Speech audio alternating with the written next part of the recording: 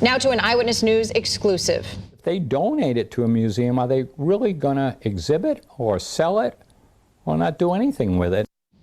A museum mishap. A Tallinn man donates a statue to a local museum but says it was never displayed and now it can't be found.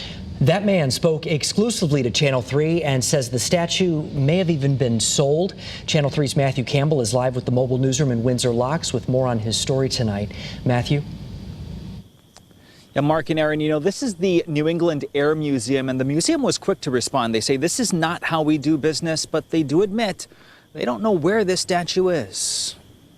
Dollar bill, and it was professionally mounted.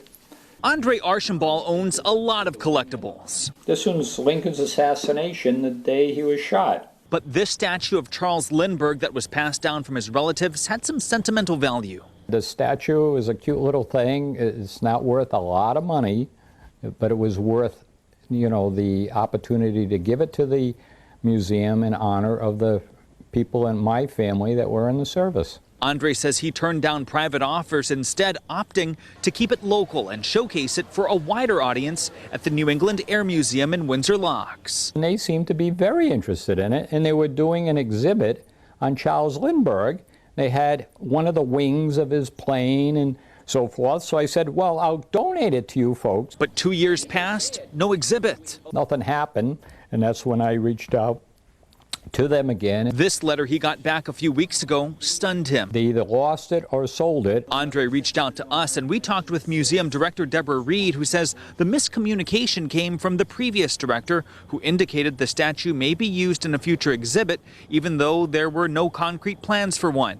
She's adamant, though, saying, quote, the item was not sold but has not been located within the museum, and the staff is continuing a top-to-bottom search. The letter should have emphasized better that this sale would have been against NEAM's policy. Not emphasizing that point was an oversight on our part and caused undue concern to the donor. Andre is beginning to accept the statue will likely not be found and offers a word of caution to other potential donors.